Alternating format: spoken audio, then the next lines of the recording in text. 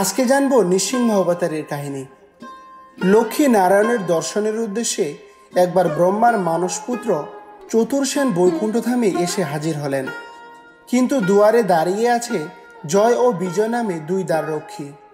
তারা তাকে ভিতরে যেতে বাধা দিলেন।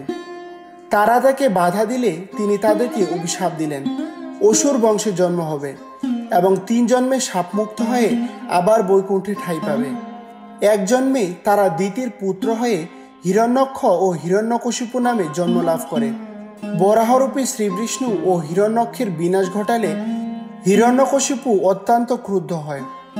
সে ঠিক করল ওই মৎস্য, কুর্ম ও বরাহ রূপ ধারণকারী হীন নারায়ণের মাথা শূল দ্বারা ছিন্ন করে ভ্রাতৃহত্যার প্রতিশোধ নেবে। সে নিজেকে অজেয় অমর করবার বাসনায় মন্দর পর্বতে গিয়ে কঠোর তপস্যায় ব্রতী হল। ব্রহ্মার উদ্দেশ্যে সেই তপস্যার ফলে হিরণ্যকশিপুর মস্তক হতে সৃষ্টি হল ধূমযুক্ত তমময় অগ্নি। চারদিকে ছড়িয়ে দিল সেই অগ্নি। নদী ও সমুদ্র সকলে বিচলিত হল। ধরণী কেঁদে উঠল। দৈত্যের তপস্যার তেজ দেখে দেবতারা ভীত হলেন।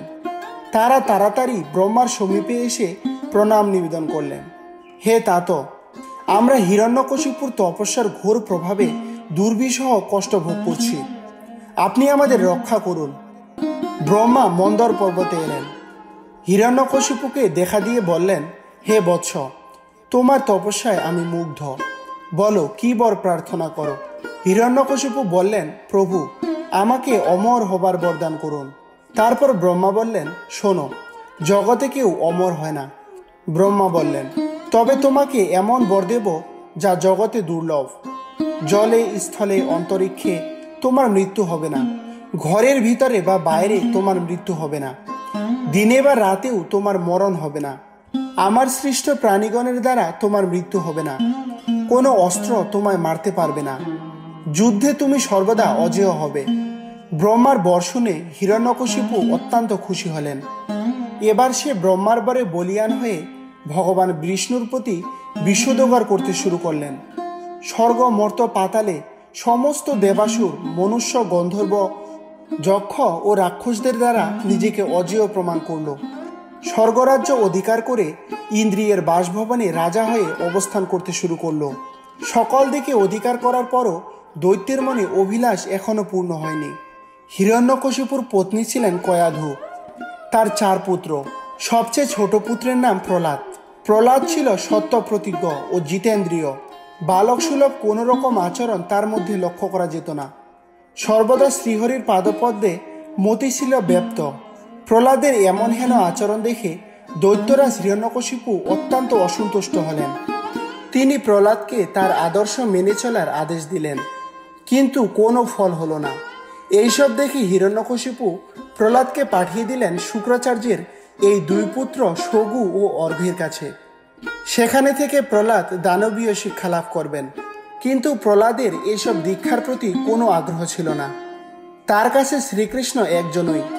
শ্রীবিষ্ণুর মাহাত্ম্য কীর্তনই তার কাছে শ্রেষ্ঠ বিদ্যা।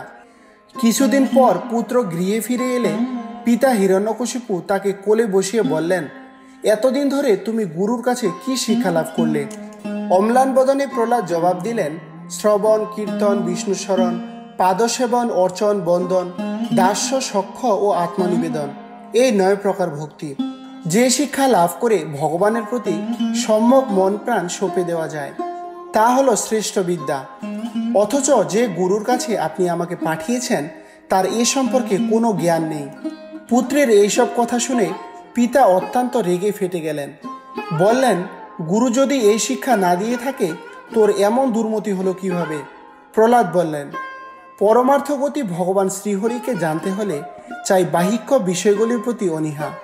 বিষয় স্পৃহাশূন্য উদারচেতা মহৎ ব্যক্তিগণের চরণের দ্বারা যে পর্যন্ত অভিজ্ঞতা না হওয়া যায়, সেই পর্যন্ত বেদবর্ণিত কাজ এবং কর্মের অনুষ্ঠান করলেও মানবের প্রতি সংসার দুঃখজনক। সে শ্রীহরির চরণ কমল স্পর্শ করতে পারে না।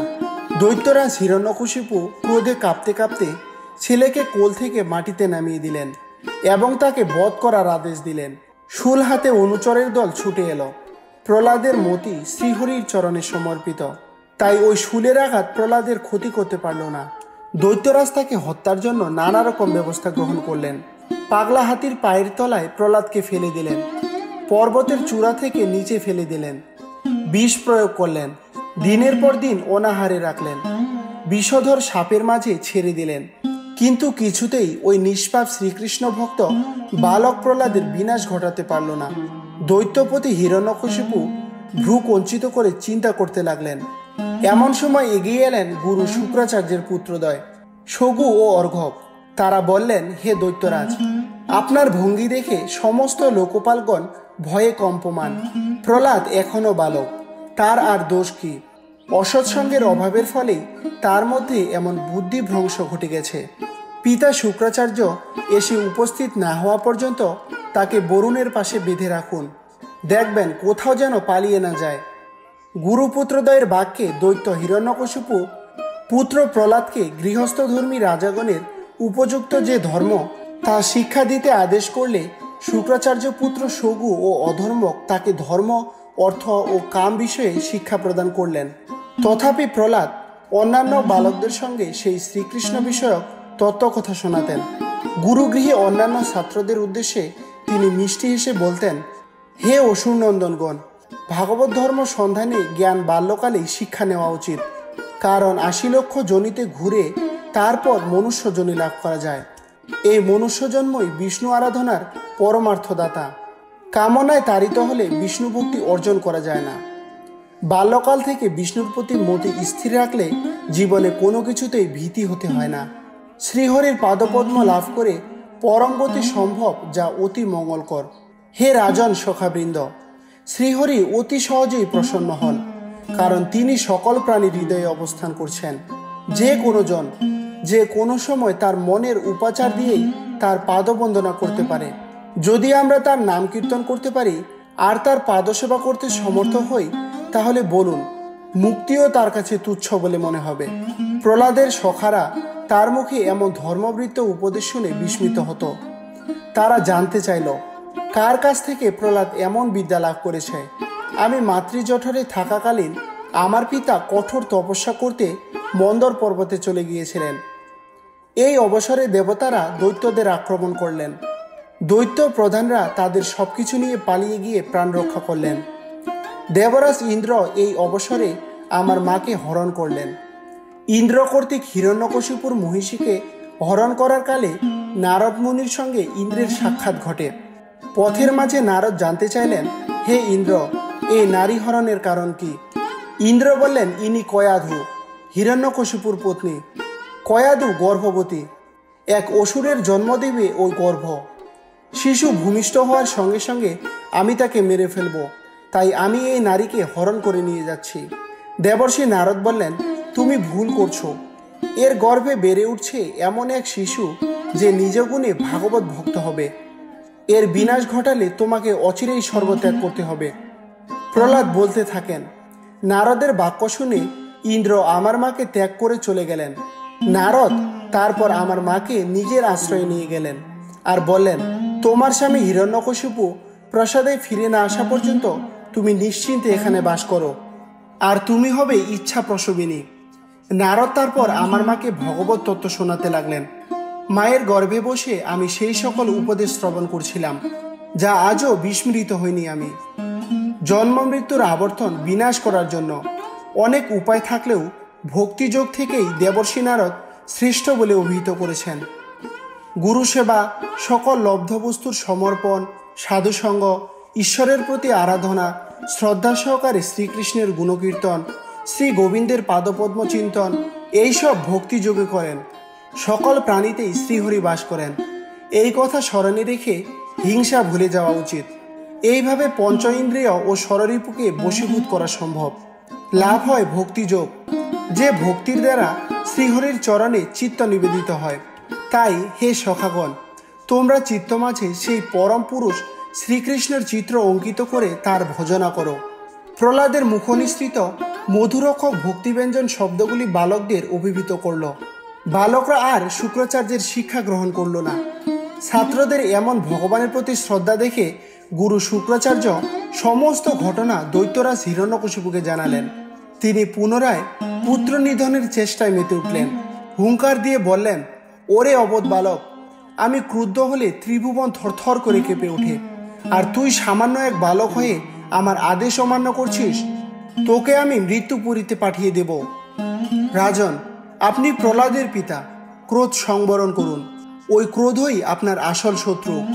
যে পরম পুরুষ সকলের বল, সেই বিষ্ণুর প্রতি মতি রাখুন, অসুর ভাব ত্যাগ করুন।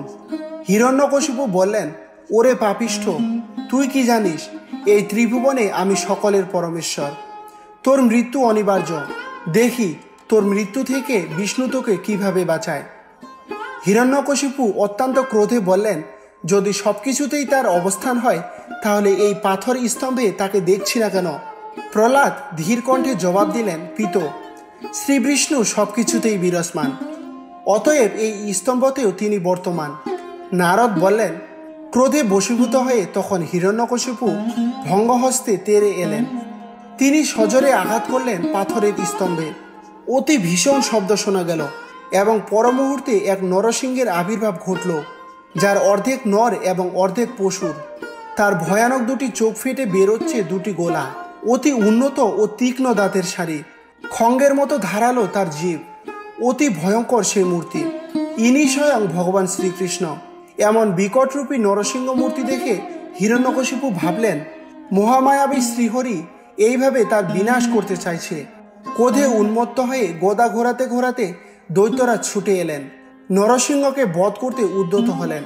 নরসিংহরূপী শ্রীহরি হিরণ্যকশিপুকে গ্রহণ করলেন, ঠিক যেমন গরুর মহাসর্প গ্রহণ করে তাকে আক্রমণ করে।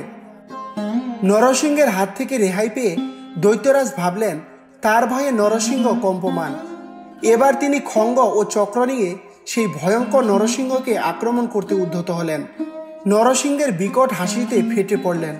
সবার দ্বারদেশে নিজের উরুদ্বয়ের উপর দৈত্যরাজাকে স্থাপন করে নিজের নখ দিয়ে তার উদর বিদীর্ণ করে দিলেন। পিতামহ ব্রহ্মার বচন অনুসারে দৈত্যরাজ হিরণ্যকশিপুর বিনাশ ঘটল। সন্ধ্যার সময় দ্বারদেশে শ্রীহরির উরুর উপরে তার নখের আঘাতে দানবরাজের মৃত্যু হলো। দৈত্যরাজের অন্যান্য অনুচরদেরও নৃসিংহ তার নখের আঘাতে ক্ষত বিক্ষিত করে দিলেন। হাজার হাজার অসুরদের মৃত্যু হলো। তিনি সিংহাসনে এসে বসলেন। তার ভয়ঙ্কর মুখ ও চেহারা দেখে কেউ তার সম্মুখে যেতে সাহস করল না।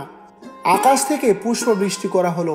অপ্সরা ও গন্ধর্বগণ নৃত্যগীতিতে তাকে সন্তুষ্ট করার চেষ্টা করলেন।